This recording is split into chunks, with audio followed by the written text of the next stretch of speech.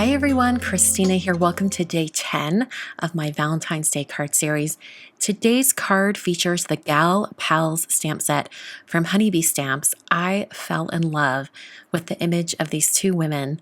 So adorable. It reminds me of me and one of my friends. And so I wanted to paint it as if it was us. So I'm starting out by stamping the very large image in Acorn VersaFine Clair ink. This is a pigment ink, but it dries very quickly and it's waterproof, so it's perfect for painting. I did stamp the image as well as the greeting a couple of times so that I could get a really good impression on this watercolor paper. By the way, this is Strathmore 5x7 watercolor paper. I'm using my Magello Mission Gold watercolors today, and I'm only going to be using a few colors. I'm basically using two different shades of brown, a more medium brown, the one I'm getting ready right here, and then a slightly darker brown as well, just to get a little bit more depth. And I'm going to be painting this in, faster speed because originally this took me a little less than an hour to paint completely. And so I decided to just speed up the video footage a little bit, but I will walk you through most of it so you can get a feel for what I was doing.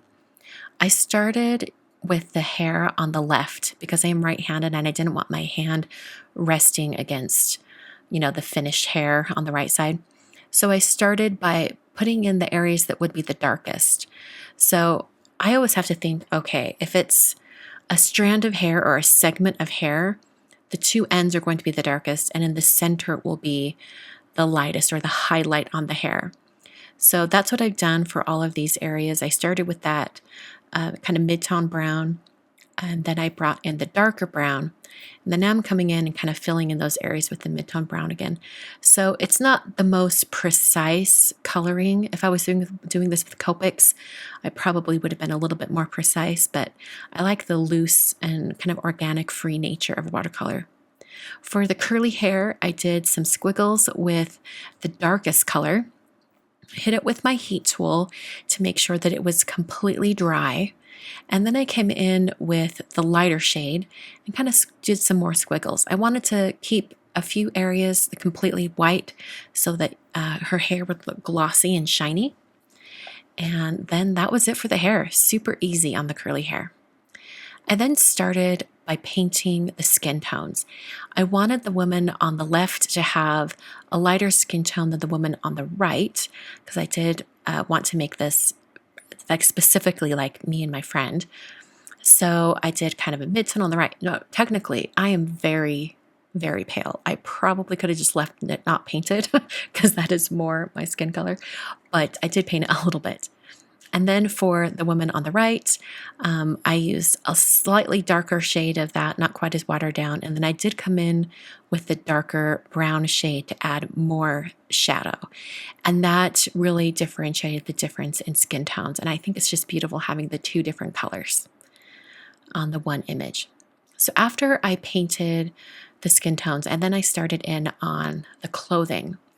Now I'm going to start with the blouse on the right, adding just really simple shading. I will come back to this blouse quite a bit because I wasn't entirely pleased with it at the beginning. Forgot to paint her neck up there at the top, so I'll paint that in now. And then I'll continue on with the rest of the blouse and then onto the skirt. So at this point, I'm just adding kind of like a base layer of color over all of the clothing, so that I can then come in with the darker shade and add shadows. And that's really where the differentiation of like darks and lights will come into play, is by adding that second layer. So now I'm coming in with the darker brown, and I'm just adding more of that right on those edges where there would be more shadow. So I'm making sure to go under the arm, on the back, and a little bit above the arm as well. And the back of this blouse was starting to look a little bit funny. I'm like, in a weird way, it started to look like cleavage, as if the head was on backwards, and this was almost an obscene photo. So I decided pretty much at this point, okay, at some point, I'm going to add a pattern to this blouse so that it's sort of, you know for sure this is the back of the blouse. Added the shading on the other shirt, making sure to add that shadow along the kind of like ribbed waistband and also on the arms. And I added even more shading on a lot of these sections because I wanted to make sure that the area was very defined. Because I did monochromatic painting on this, the color scheme is monochromatic, you do have to be very conscious of darks and lights and really make sure you have an extreme dark and a very light. So here I am just adding polka dots onto the shirt, making sure that it does look like a shirt and not a weird, just bizarre. In my head, it was just going in a weird place. So I decided it'd be best to go ahead and put this pattern on here. I think you could also do a checkered pattern. That'd be really, really pretty. Or like a plaid. I think that'd be awesome.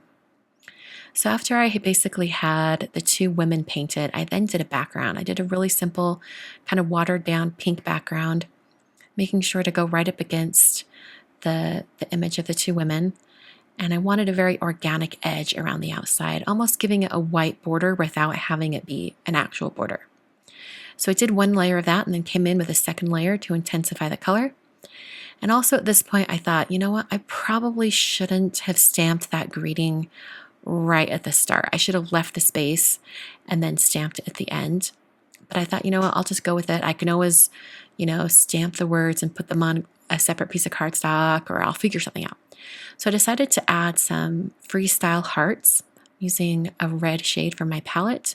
And I'm keeping it very, very thick paint because I want it to be a very intense red. So I used a pencil and drew on some hearts. And I'm going to do a fourth heart over here. And then I decided, you know what? It really just needs the heart right in the center over those words. So I decided to go ahead and paint over it and deal with it later. So I painted over that just to get that big heart in the center.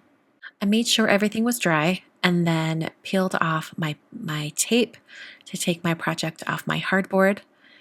And then I just, had to address the situation with the greeting. So at first I thought, you know what, I will stamp and white heat emboss that greeting over that same area again. Should be fine. It'll be fine. It'll differentiate the words enough. It'll look great. So I stamped the greeting in Versamark ink, just in that same spot. I actually made it a little bit off from where I stamped it initially because I thought the brown ink underneath could serve as a shadow. So then I applied the white embossing powder and I tapped off the excess and then used my heat tool to heat set it. So at this point, I decided, you know what, it needs more of that shadow because I feel like the words were getting a little bit lost in that background.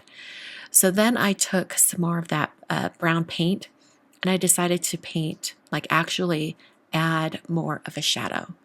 So I adhered it to my card base, which was made out of some Neenah Classic Crest Solar White 110-pound cardstock. And then I came in with a very small brush. This is a number 2 brush. I believe it's the same brush I was using earlier. And just painted in that shadow. I thought at first that would be enough, and then decided, no, that's not enough. And I decided to go ahead and block out the area around the words. Now, because I heat embossed them in white, the heat embossing resists the paint for the most part. Some of the sections where I had that red paint underneath, there was just too much paint already on the surface of the paper, and so it wanted to coat the embossing powder. And so I helped with that by just getting the area a little bit wet and dabbing up some of that color with a paper towel. You'll see that I do that on the galantines with the letters N and E. Here at the end, I'll just dab that up and it cleans up that area. So I hit that with my heat tool just to finish it off. And that finishes the card for today. I love how this turned out. I'm going to stick this in the mail and send it to my friend. She'll probably receive it after Valentine's Day at this point, but I can't resist. I had to send her a text message right away and say, this is you and me. So fun. So if you want to check out the stamp set, it's available over at honeybeestamps.com. It's also at Simon Says Stamp. I've got everything linked down below. On screen, I've got the 3 most recent videos of the Valentine's Day card series. I hope you'll check those out. And just a reminder that I will be back on Friday at noon Mountain Time for some live card making. We're going to make a card. It will be day 11 of the Valentine's Day card series. See you then.